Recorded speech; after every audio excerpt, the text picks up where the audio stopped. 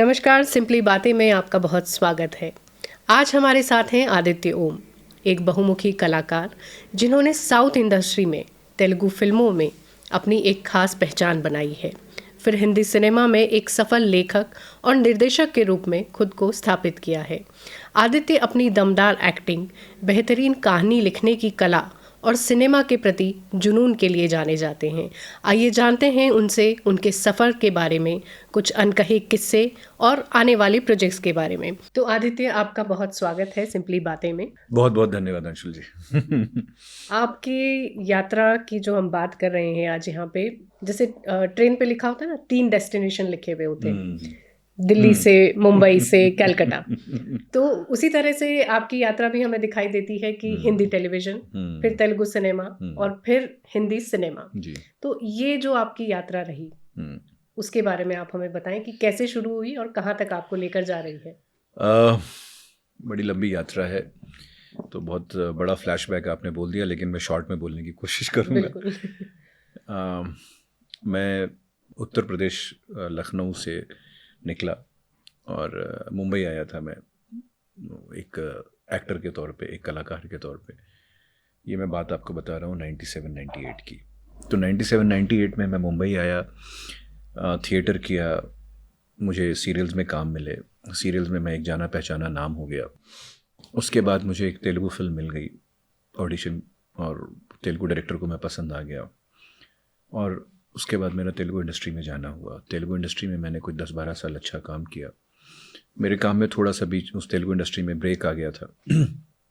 उसके बाद मैंने हिंदी फिल्मों में as a associate producer, as a director, as a writer काम करना स्टार्ट किया। फिर से मेरा तेलुगु करियर भी पैरेलली ही चल गया। तो ये पूरी जर्नी एक नटशेल में है। इस पूरी जर्नी से बस एक ही चीज़ मैंने ये सीखी है कि प्लानिंग करना तो अच्छी बात है, बुरी बात नहीं है, पर प्लानिंग आप सिर्फ अपने काम के ऊपर कर सकते हैं, अपने टैलेंट के ऊपर कर सकते हैं, अपनी मेहनत के ऊपर कर सकते हैं, अपनी निष्ठा के ऊपर कर सकते हैं। बाकी आपके जीवन में क्या होगा और कैसे होगा, उसकी प्लानिंग आप नहीं कर सकते हैं। मैंने कभी सपने में भी नहीं सोचा था कि मैं तेलुगु इंडस्ट्री में एक बड़ा नाम बनूंगा। वो हुआ। फिर उसके बाद जब मेरा समय अच्छा नहीं चला तो मैंने तब भी ये नहीं सोचा था कि मैं दोबारा से राइज करूंगा, लेकिन वो भी हुआ। मैं हिंदी में फिल्में बना पाऊंगा एज ए निर्देशक, वो भी एक नहीं, दो नहीं, 3-4 फिल्में, ये भी मैंने नहीं सोचा था, लेकिन वो सब भी हुआ। तो मतलब वो कहते हैं ना कि man proposes and God disposes, तो वही हो रहा है, और बस यही मेरी छोटी जर्नी थी। इस यात्रा में जब हम बात करते हैं इस इंडस्ट्री की, जिस इंडस्ट्री से आप जुड़े हुए हैं, तो एंटरटेनमेंट वहाँ पर यही हमें सब नज़र आता है। लेकिन अभी फिलहाल आप जिस फिल्म को लेकर आ रहे हैं हम सबके सामने, संत तुकाराम, 18 जुलाई को ये फिल्म रिलीज़ होने वाली है और 700 सिनेमाघरों में रिलीज़ हो रही है। ये आइडिया कैसे आया कि एक संत की जीवनी पर आप आधारित कोई फिल्म बनाएं? जी, इसका ज़्यादातर करके श्रेय मैं अपने प्रोड्यूसर को दूंगा। हमारे जो प्रोड्यूसर हैं बी गौतम जी, उन्होंने, वो बहुत बड़े भगवान विट्ठल के भक्त हैं। उन्होंने कहा था कि उनके मन में ऐसा था कि इस तरह की एक फ़िल्म बनाई जाए। तो उन्होंने मेरी एक पहले की फ़िल्म माँ साहब देखी हुई थी, तो उन्होंने मुझे अप्रोच किया, और बाकायदा मतलब अप्रोच क्या किया, वो मोबाइल फ़ोन में नहीं रखते, उन्होंने मेरी घंटी बजाई मेरे घर की कि मैंने आपकी फ़िल्म देखी है, मैं चाहता हूँ कि आप संत तुकाराम महाराज के ऊपर की फ़िल्म निर्देशित करिए। देखिए, सुनने में बहुत अजीब लगता है, लेकिन सिनेमा वालों को पता है, जो लोग सिनेमा में काम करते हैं, जो लोग राजनीति में भी काम करते हैं या स्पोर्ट्स में भी काम करते हैं, कि जादू चलता है हमारे यहाँ। किसी दिन आप 175 रन बना देते हो 70 बॉल्स में, किसी दिन पहली बॉल पे आउट हो जाते हो। तो ये कुछ एक अलग किस्म का जादू है जो सिनेमा, राजनीति और स्पोर्ट्स के क्षेत्र में होता है। जिस व्यक्ति को बारे में आपको ऐसा लगता है कि 5 साल पहले अरे ये तो एमएलए भी नहीं बन सकता है, वो पता चला 3 साल में मुख्यमंत्री भी बन जाते हैं। आप इस बात को समझिए कि मतलब ये जादू होता है कुछ, जो एक आदमी को अचानक से अर्श से फर्श पे पहुंचा देता है। तो इसका ज़्यादातर श्रेय मैं अपने प्रोड्यूसर को देना चाहूँगा। जब वो मेरे पास लेकर आए, उसके तुरंत बाद कोविड का समय आ गया था, तो मेरे पास बहुत सारा समय हो गया था रिसर्च करने के लिए। मैंने रिसर्च की, बहुत सारी रिसर्च की मैंने संत तुकाराम महाराज के ऊपर। तो रिसर्च करने के बाद मुझे लगा कि मुझे फिल्म 100% बनानी चाहिए, बड़ी शिद्दत और बड़ी मेहनत से बनानी चाहिए। तो मैंने इसके ऊपर अच्छे से रिसर्च किया और बहुत रेलेवेंट मैसेज है, बहुत प्रासंगिक है संत तुकाराम महाराज की कहानी। क्योंकि आज हमारे देश में जिस तरह का माहौल है और जिस तरह से हर चीज़ पे डिबेट हो रही है और हर चीज़ पे विवाद भी हो रहा है कि धर्म क्या है, भाषा क्या है, समानता क्या है, अंधविश्वास क्या है, जातिवाद क्या है, जाति प्रथा क्या है, इन सब के बारे में संत तुकाराम महाराज ने बहुत अच्छी अभंग लिखे हैं, बहुत अच्छी कविताएं लिखी हैं, बहुत अच्छे सीख लिखे हैं। तो बहुत ज़रूरी था इनके ऊपर फिल्म बनना और मुझे बहुत खुशी है कि सेंसर बोर्ड ने बिना एक भी कट के फिल्म पास की है। 18 जुलाई को दर्शकों के सामने होगी, बाकी ईश्वर इच्छा। और इसकी कास्टिंग के लिए किस तरह से आपका जो होमवर्क रहा है इस फिल्म के पीछे, उसमें कितना समय लगा, क्या आपने रिसर्च किया और उसका क्या अनुभव रहा? इससे पहले के सवाल में आपने एंटरटेनमेंट बोला था, तो उसके मैं थोड़ा वहाँ से लेकर फिर कास्टिंग वाला फटाफट मैं जल्दी में बोलता हूँ कि कुछ लोगों ने इस तरह की भ्रांतियाँ फैलाई हुई हैं। उसमें से कुछ हमारी बॉलीवुड इंडस्ट्री के लीडर्स भी हैं कि सिनेमा का काम होता है सिर्फ एंटरटेन करना, लेकिन मुझे नहीं समझ में आता है कि कोई भी कहानी ऐसी कैसी आप बना सकते हो जिसमें कोई वैल्यू या जिसमें कोई संदेश नहीं हो। उनको ये बात नहीं पता होगी कि उनकी बनाई हुई फिल्मों में से भी कोई ना कोई संदेश जाता है, क्योंकि कला के माध्यम से, कहानियों के माध्यम से ही आदमी सीखता है, मानव सभ्यता सीखती है। तो हर कहानी होती है, हर कला की कोई भी चीज़ होती है, सिनेमा हो, सॉन्ग हो, वो हमको कुछ ना कुछ दे कर जाती है, हमारी चेतना के निर्माण में वो बहुत आगे का काम करती है। तो cinema is not only content creation, it is also consciousness creation.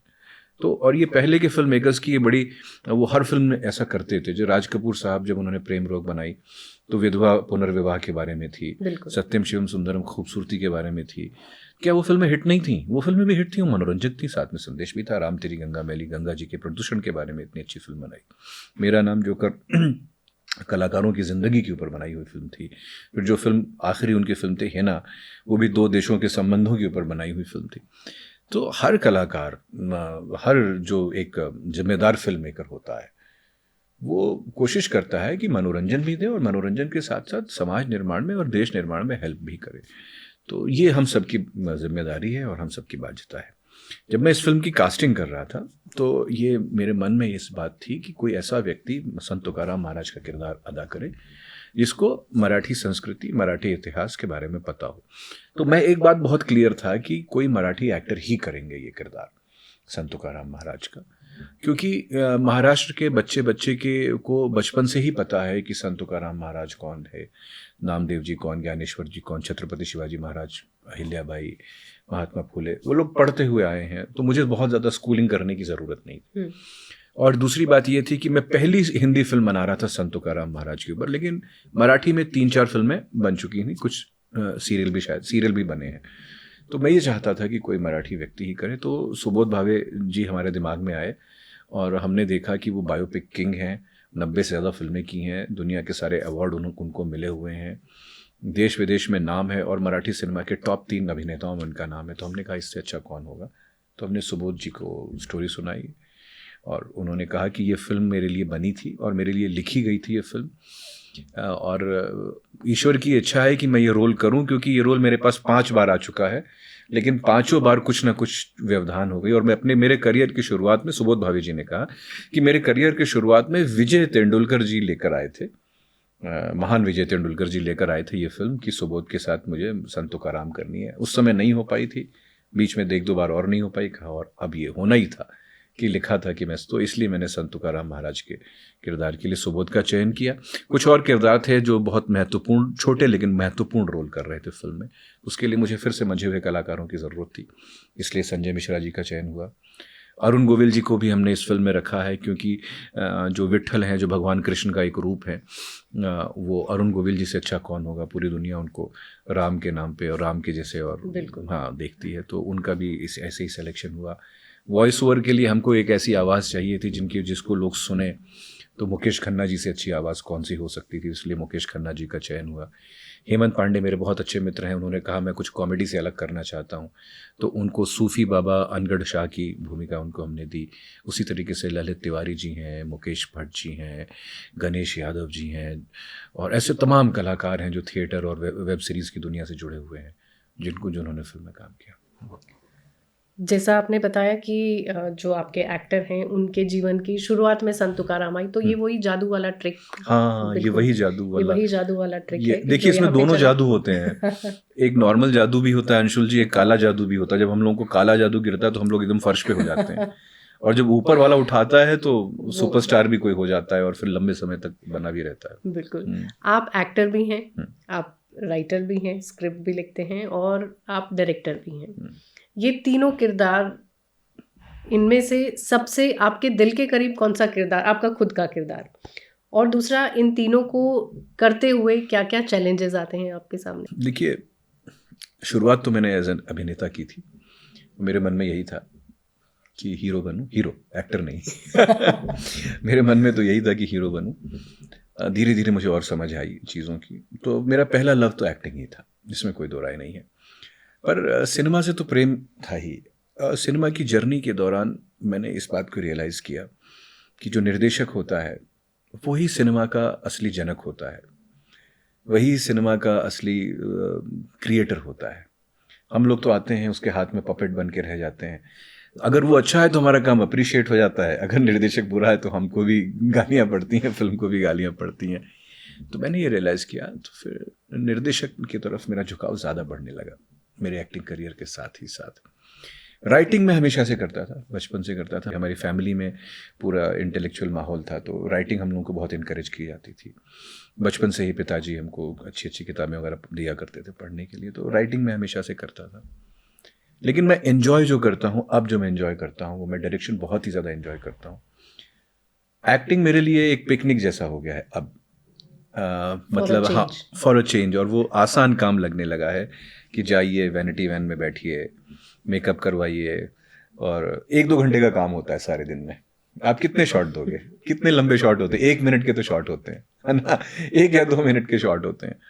और कितने आप शॉट दे दोगे? 50 शॉट दे दोगे एक दिन में, 50 शॉट से ऊपर तो 2-2.5 घंटे का काम होता है मैक्सिमम। बाकी टाइम आराम ही होता है, unless and until fight scenes हैं। तो एक्टिंग अब मैं मुझे बहुत रिलैक्स करती है, मुझे बहुत डिटॉक्स करती है। मैं उतना ही शिद्दत से करता हूँ, लेकिन वो थोड़ा सा टेंशन फ्री काम है।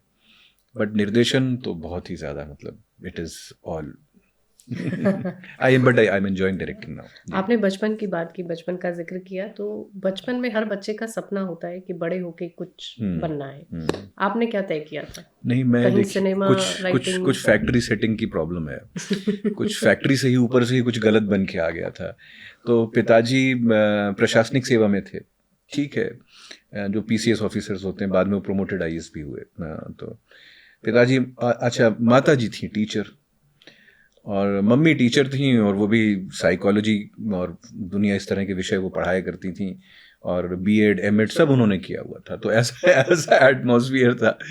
तो उन लोगों की बड़ी एक्सपेक्टेशन थी, बड़ी अपेक्षाएं थी कि ये बच्चा हमारा भी आईएएस बनेगा, नहीं तो कुछ बहुत और भी इससे ऊपर का कुछ अगर हो सकता है। लेकिन मैं पता नहीं क्यों बचपन से ही मुझे बड़े पर्दे ने बहुत ही आकर्षित किया था, बहुत ही ज़्यादा। मतलब एक वो फैसिनेशन ऐसा था कि अब ये जान के आपको आश्चर्य होगा, लेकिन 4 साल की उम्र से ही कोई मुझसे कुछ कहता था तो मैं यही कहता था कि मुझे हीरो बनना है या एक्टर बनना है। 4 साल की उम्र से।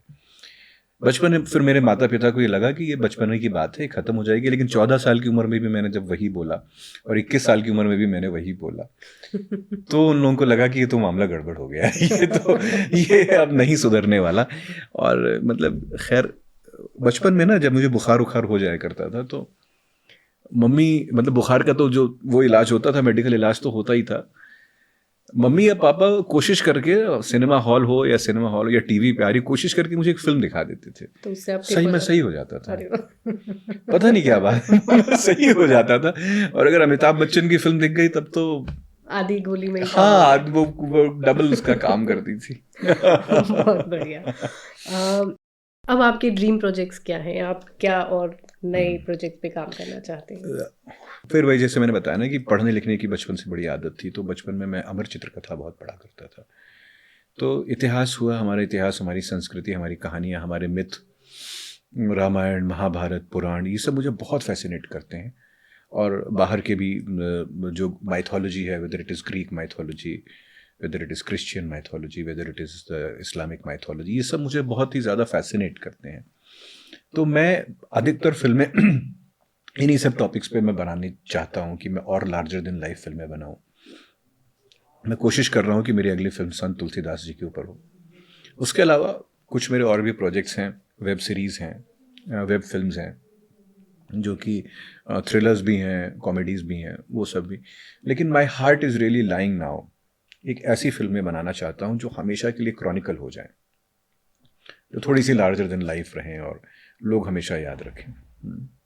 बिल्कुल, तो बहुत बहुत शुभकामनाएं हैं हमारी तरफ से कि सिनेमा हमेशा सामाजिक सरोकारों का सिनेमा रहा है, जैसा हमने बात भी किया, और वास्तव में वो सिनेमा जो हम देखते हैं, जिन फिल्मों के नाम आपने लिए, वो अमर भी हो गई हैं फिल्में, और वो जनरेशन्स देख रही हैं, आने वाली जनरेशन्स भी देखेंगी, आई एम श्योर। और आपके लिए भी हमारी यही विशेष कि आपका भी जो सिनेमा क्रिएट हो वो इसी तरह का सिनेमा क्रिएट हो।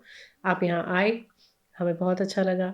Thank you so much. Thank you Anshul ji, my pleasure.